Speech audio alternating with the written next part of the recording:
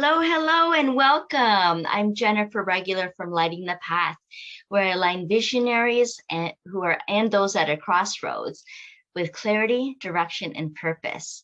I'm also the host here at Wise Women Wednesdays, where I bring inspiring women from around the world to share their experience and their gifts to humanity, as well as their strength gained during their journey. Today, I welcome Emily Burfoot. She is currently joining us from Thailand, but resides in London, England. And while her university degree is in geography, her real education has come from social studies and mental health from the University of Life. She was diagnosed with bipolar disorder after a near-death experience following an unnecessary prescription of an antidepressant. This has led to real-life experiences and observations around the effects the diagnosis has, and has found spiritual approaches effective in tending to her mental health, and advocates for social and emotional solutions for any mental health imbalances. Her love of festivals, adventures, and travels aligns well with her work abroad and learning about Buddhist and Hindu spirituality, as well as Taoism and Christian mysticism. In 2020, she joined a group that became the Blue Lotus Network. It's an international online community who envisions a mental health system run by those with direct experience and knowledge of self-healing. Today, Emily is here to share about how the mind causes suffering, what to do about it, and takes us to the space where spirituality and mental health meet. Thank you so much for joining us today, Emily. It's wonderful to have you here and to be so vulnerable and bold in sharing about what's happened with your diagnosis and the journey that's taken you on. And you're currently in Thailand, you're from London. I know you've done work in Ibiza and then the Alps and had a pilgrimage in India. So you've really gotten to have a taste of different cultures, different people, different ways of being. And I know in your administration work too, that you had shared with me before, that you've been into the mindsets of different leaders in various different fields. So I know you have such a wide breadth of knowledge and experience to share with us today.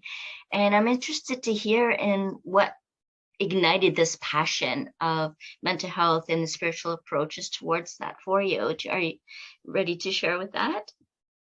Thank you. Yeah, thank you, Jennifer. I'm really honored to be here, and I hope you can hear me reasonably clearly in my earpieces. So sounds great. Thanks for the opportunity to share. I think it's so important that this topic is really given a bigger limelight, because it's a topic that really falls very heavily in the territory of psychiatrists and doctors. And I guess my experience with psychiatry and with the medical profession, with mental health, is that psychiatrists and the doctors present this as though they're coming from a really objective viewpoint. You know, they are the all-knowing, completely impartial people who help with mental health. And what my experience has really taught me is that they're not objective, they're not impartial, and they're not all-knowing. And when we kind of start to look at the practice of treating poor mental health, especially experiences that can't be explained by materialist science, really, I feel that is the main conflict of interest that starts to arise. And I have obviously been a victim of, I mean, I don't like to identify as a victim, but in the past, I certainly did identify as a victim, because I felt that I was this incredibly able, gifted person, and I was being branded as a label that effectively, you know, you need to carry this shame around with you. You need to accept this diagnosis of being second class. You need to kind of tone down my expectations of life to fit in with the average person who doesn't really aspire to much. And if I believe in my capacity and my vision, then I'm grandiose and delusional. And obviously all of this doesn't sit well with my heart. It doesn't sit well with my spirit. And frankly, it's just not true. So I think I felt a really strong sense of injustice when I started to encounter those kinds of messages. And I really wanted to start to unpick like where these limited and false beliefs in the medical profession were actually coming from. And what did you feel was the main discrepancy? You mentioned that it crushed your spirit in some ways, right? And that Absolutely can really perpetuate the feeling of illness then, because a lot of illness and sickness comes from soul loss. Would you agree with that? Has that been your experience? And so absolutely. How did you approach that then? How were you able to bring that to their awareness? I mean, it's a great question. I wouldn't say that, I mean, I would say that I've brought it to the awareness of individuals, but it's very difficult to have a conversation about you've injured my soul when the whole framework of ideas around medicine, the soul doesn't exist. So then that becomes another way that they gaslight you into thinking that you're being crazy because you've got an awareness of something that they don't recognize. And the whole thing really is very dark, actually. So yeah, I guess my initial response to the diagnosis was a flat out rejection of it. And I knew, and also a rejection of further treatment through medication. And I knew that by doing that, there was no way that I could act in a way that would take me back into their territory. So I really became very aware of the power dynamics, and fundamentally it is a power game, you know, and it's to do with, you know, I mean, I could go into the philosophy of how it's kind of like the white man in the image of God, and people go to him for help. And then he plays the savior.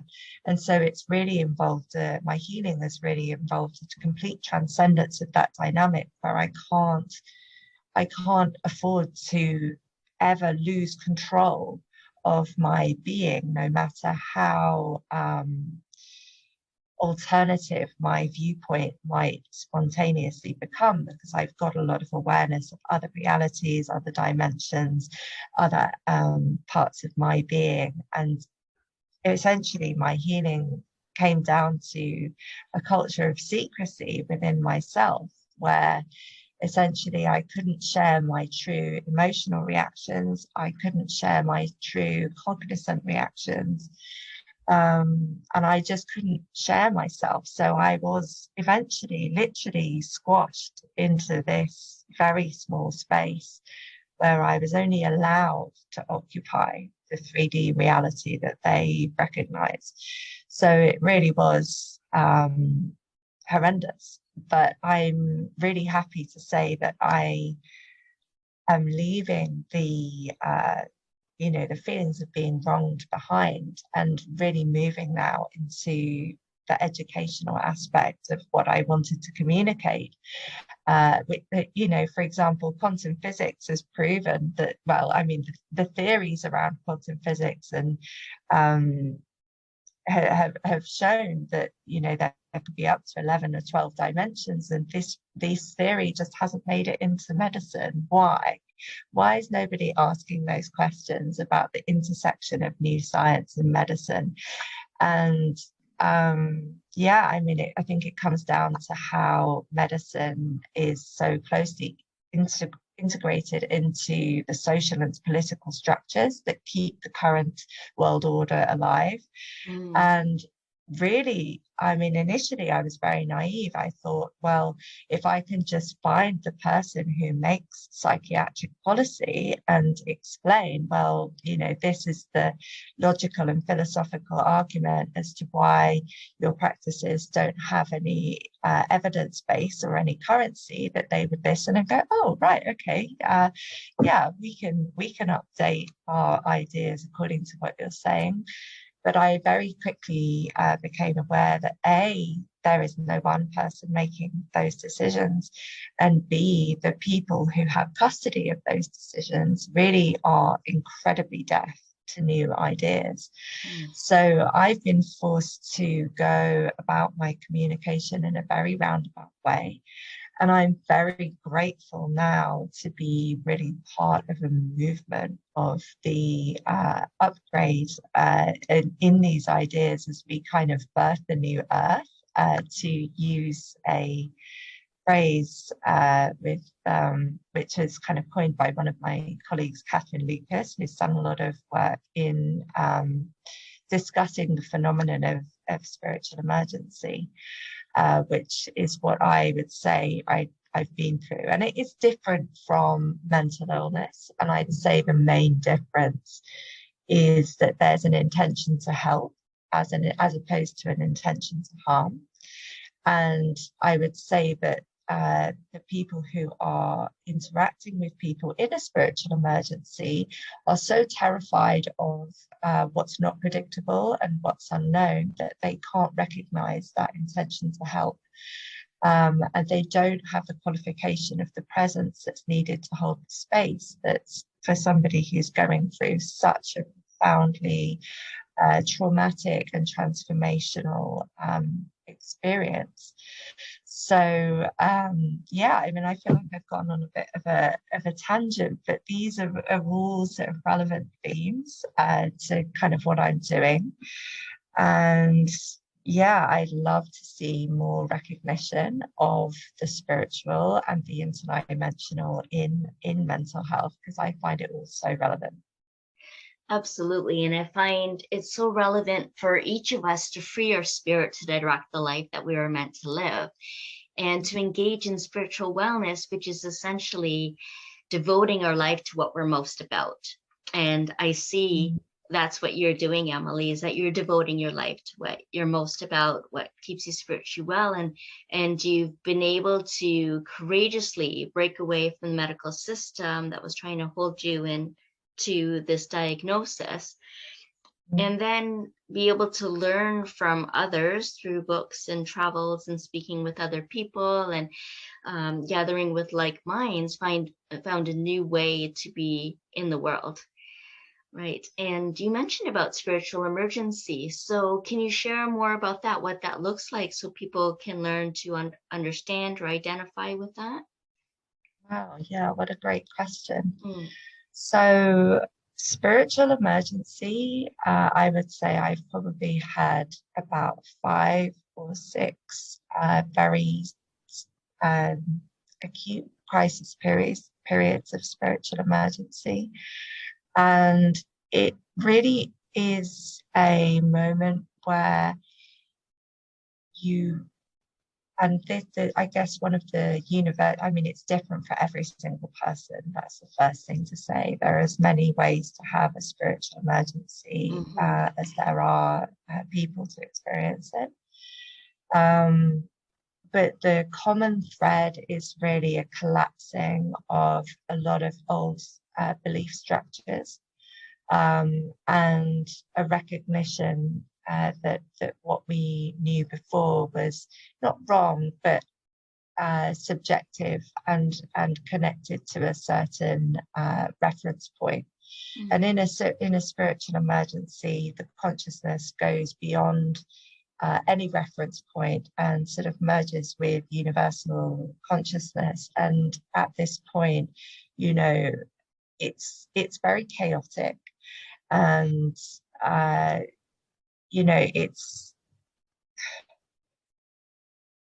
it's just so emotional, so scary, but yet feels like the most real thing that you've ever experience. You know, if you think of the level of feeling that you experience in normal waking consciousness, let's say that's about a 3 out of 10.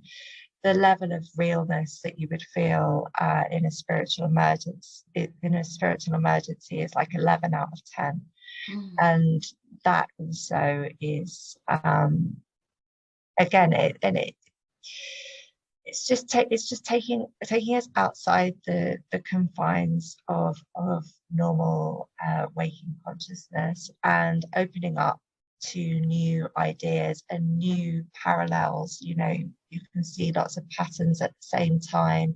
Some people have images of religious figures, perhaps identify with religious figures. That's happened to me before, and that again, you know, there's a complete loss of ego, loss of identity. Some people feel overwhelming love, overwhelming oneness. That's also something I've experienced, but I've also experienced the darker side of it as well. So I guess it is absolutely fascinating. And one of the drawbacks, I think, of the mental health system is that because it declares any perception that isn't shared by those in your 3D vicinity as a delusion, in order to re-enter normal life, that you almost kind of have to either cut yourself off from having seen those things and experienced those things, which is very painful because it's 10 times out of 10, it's the most meaningful experience that somebody's ever had. Or you have to integrate it. And so more and more people who need to integrate these experiences have, you know, ignored the doctrines of the mental health system and actually looked within, which is exactly what I've done, looking at different spiritual paths. What are the common themes? What is the meaning of our spiritual education? And gradually, you know, where there was an area of chaos, initially sort of order emerges, very similar to any other application of chaos theory, which is another thing that I find very relevant. So, I mean, yeah, it's, and you can't fail to have an interest in spirituality after an experience like this either. It once that side of you is awakened, I mean, maybe some people who really care about the 3D world and social status and money and all the rest of it, you know, they might want to put a lid on it and send it away. I'm not really one of those people. And you mentioned that, you know, I enjoy adventure and I enjoy travel, etc. So yeah, I'm really incredibly delighted to have reached a point in my life where I can start to talk about those taboo things openly, because I mean, I'm just so incredibly passionate about it. Absolutely. Doing the things that light you up, that make you feel really good, and create some order in your life too. All of those things coming together. And you mentioned that you came across a group called and it's become international, in a Blue Lotus Network. What happens within that network? What's that all about? Blue Lotus Network was formed, there's 6 of us, and we formed during the COVID pandemic. So we've actually never met each other in person, but every single one of us has an experience of mental health that is not helped by the medical system. And so we all have that background. I think 4 of us have had spiritual emergencies of some description. And we came together with a shared objective that we wanted to really provide a system whereby people who were experiencing a spiritual emergency or any other kind of spiritual-based mental health issue, which I would argue that spirituality is always relevant. We're actually going to people who had a foundation and a grounding in spirituality, and were able to focus on their gifts and their self-actualization as a way to healing, instead of pathologizing them and giving them a diagnosis and putting them back in a small box, because we know the harm that can really come from that. And we debated for a long time, how do we deliver that when there is such a strong current of people to go to the doctor, and the doctors don't want to, there's a whole risk framework. I mean, we're literally starting from the very bottom of this mountain. But we made a decision very early on that we would offer both free and commercial services as a way to start delivering this. All of them being experts by experience is the term in the mental health world. So we're using our own experience as the foundation for delivering our services. And it's taken a long time for us to get to heal to the point that we're even able to do that. So we've been running for 18 months, and really we're only just getting behind sort of promoting our programs. And we really put self-care at the basis of everything we do. So to make sure that we're looking after ourselves first, before looking after other people, and also a strong emphasis on meditation. Meditation rather than medication. I know they only have one letter difference. That's true. Yeah, and spiritual hygiene, to make sure that we're always acting in light of the balance we're always acting within balance and within love instead of within judgment. Wow. So you've basically created this group and a movement towards natural health, mental and spiritual health in particular. And so what are some of the teachings or core principles that you think are vital to one's mental health and spirituality? That's such a good question. So the first tenet that really brought us all together was this idea of full body listening. And this has been the foundation for so much of our practice, is that 9 times out of 10, when you're relating an experience and somebody's listening to you, there's a relatively high percentage that the other person listening is already trying to think of a response, already trying to fit what you're saying into their existing frame of reference. And meeting someone who has the depth of perception to fully listen to a spiritual experience without a part of them thinking you're deluded, that's actually incredibly rare. So we know that that is really important when we deliver our services, and we never invalidate someone else's experience. So if they have a perception that there is another being in the room with them, we ask inquiring questions about that. So instead of challenging what they're saying, there's an attitude of curiosity, which really communicates a feeling of safety, which is so crucial to help somebody move through this kind of experience safely and without harm to them. So that's the basis of it. But then there's an understanding that creativity really is so crucial to and self-expression and healing, etc. So we have a service in creativity, and also this application of spiritual principles to uh, the language we have in our inner voice. I think so, specifically targeted at people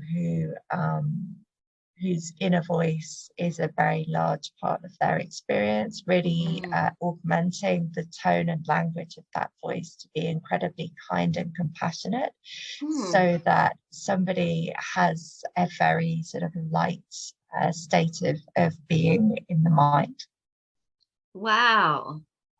And yeah, you mentioned earlier about how the mind can cause the suffering.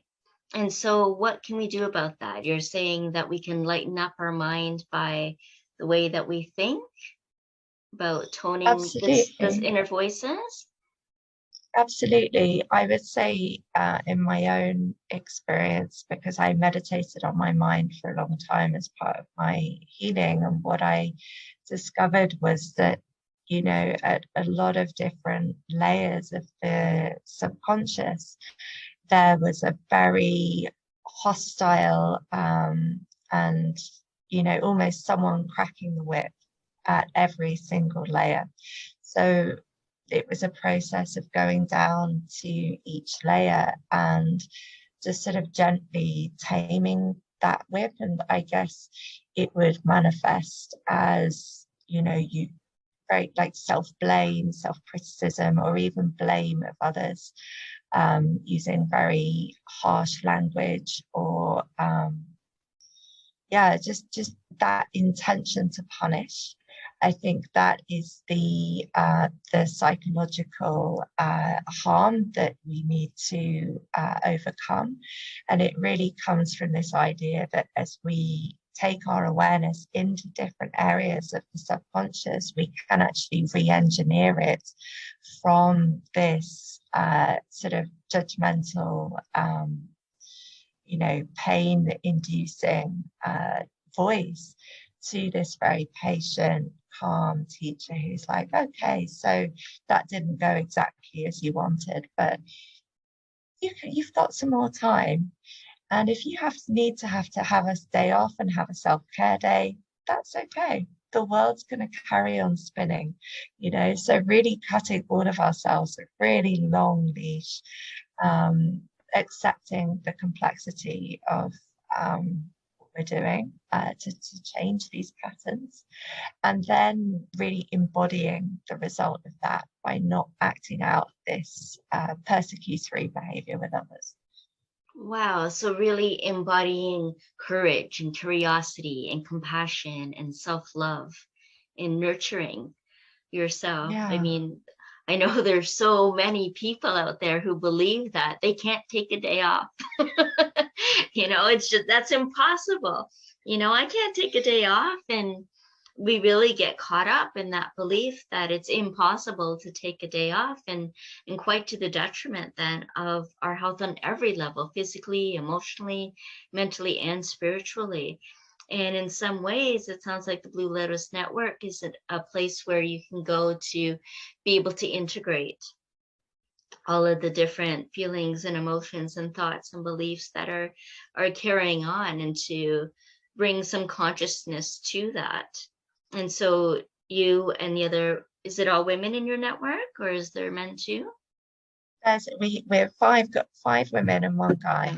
Okay. Yeah. And so together you bring, you basically wrap around people as they're going through their spiritual emergency, and be able to hold them in that space for them to come to their own insights and awareness of what's really going on, and what that awakening process is essentially. I think that's where we'd like to get to, and a lot of where I guess we're really based on a very practical level with the intensity of support that somebody needs when they're in that spiritual emergency is really very, very physical presence, and it's not really appropriate for online interactions, which is what we're based on doing. But Uh-huh. our hope is that, so at the moment we're teaching and supporting in a way that is not crisis based, but it's hope that as we grow, we can then set up a physical centre which would have more capacity to actually manage that process of spiritual emergency. But so much of it is around changing the dialogue, and educating others as well. So yeah, at some point we'll get there. The education is so important initially to just crack open a little bit people's minds and ways of thinking about things. And I think there was a lot presented today that kind of got people thinking a little differently, you know? Um, and I know you have a website, and we're going to offer that below because I know you have a blog, you have various offerings, and you have a newsletter people can sign up with as well and be able to connect with you. What is it now that you have a global audience here? What do you so wish that people would hear? What do you want them to know? Whether you're speaking to the medical professions or people that may be going through a spiritual emergency or struggling with other kinds of mental health issues, what would you like to share with them?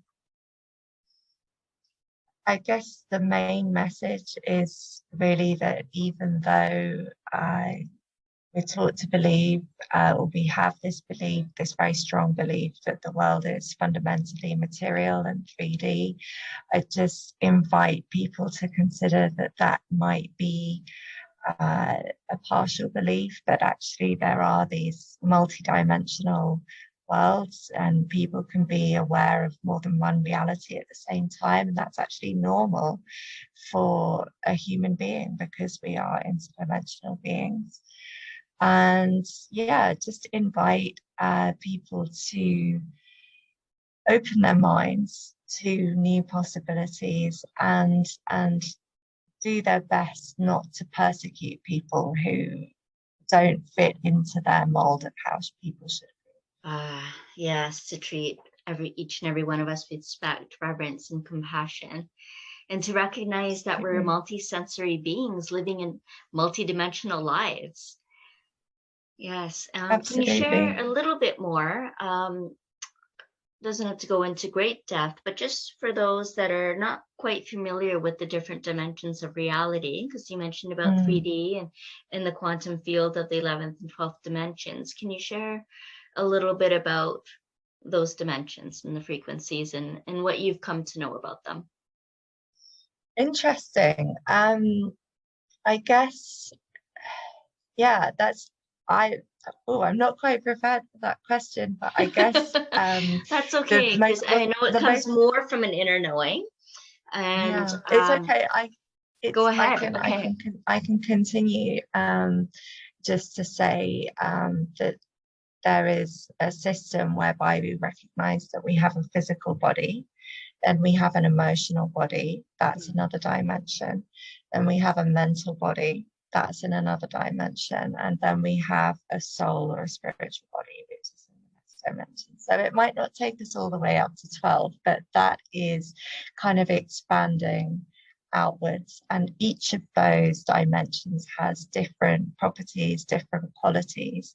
I guess we have an understanding of how emotional is different from physical, for example, and how mental is different from emotional. So that's a way to start to bring us out into our multidimensional selves. Wonderful. Thank you so much, Emily. And is there any other final thoughts that you'd like to share with the audience today? I'm just so grateful to everyone who's watching, who's made it to this point, for really honoring and listening to what I have to say. It really means a lot. And I'm very grateful to you, Jennifer, for giving me the opportunity to speak. Thank you. Oh, thank you so much, Emily, for all that you've shared today. And it was such an honor to have you here. All the way from Thailand today. Thank you so much. Thank you. Yes, and thank you so much to all of you for joining us today and listening in. And you can join us again next week here on Wise Women Wednesdays. Enjoy the rest of your day.